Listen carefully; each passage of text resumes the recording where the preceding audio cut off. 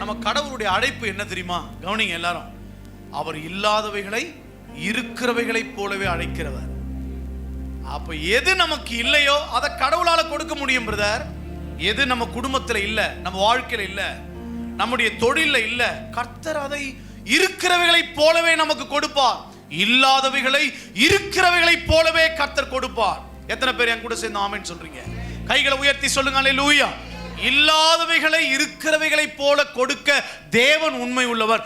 அவர் இன்னைக்கு ஜாதிகளின் மத்தியிலே நிந்தை அடையாதபடிக்கு கனிகள் வயலின் பலன்களை பெருக பண்ண போறார். மல்டிப்ளை. எல்லாரும் பக்கத்துல பார்த்து சொல்லுங்க, மல்டிப்ளை பிளஸிங்ஸ்.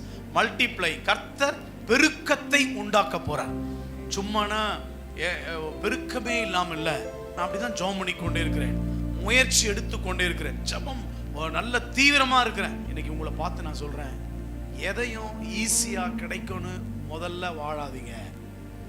உழைக்க பழகிக் கொள்ளுங்கள், வேர்வை சிந்த பழகிக் கொள்ளுங்கள், ஜெபித்து போராடி ஜெபித்து ஒரு காரியத்தை சமர்ப்பியுங்கள்.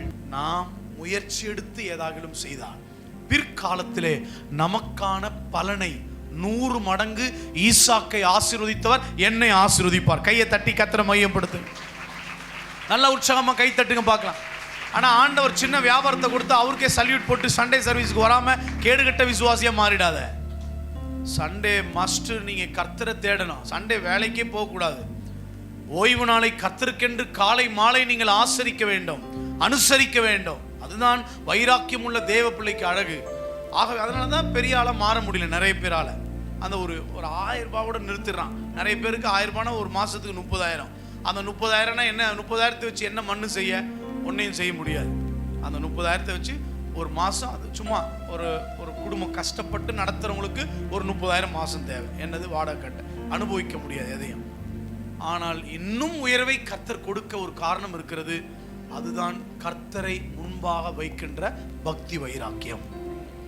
சங்கீதம் 16:8 கர்த்தரை எனக்கு முன்பாக வைத்திருக்கிறேன், அவர் என் வலது பாரிசத்தில் இருக்கிறபடினால் நான் அசைக்கப்படுவதில்லை. கர்த்தரை யாரெல்லாம் முன்பாக வைக்கிறீங்களோ உங்க வாழ்க்கையில பிளஸிங்ஸ், எந்த விஷயத்திலையும் அசைவை கர்த்தர் கொடுக்க மாட்டாரு.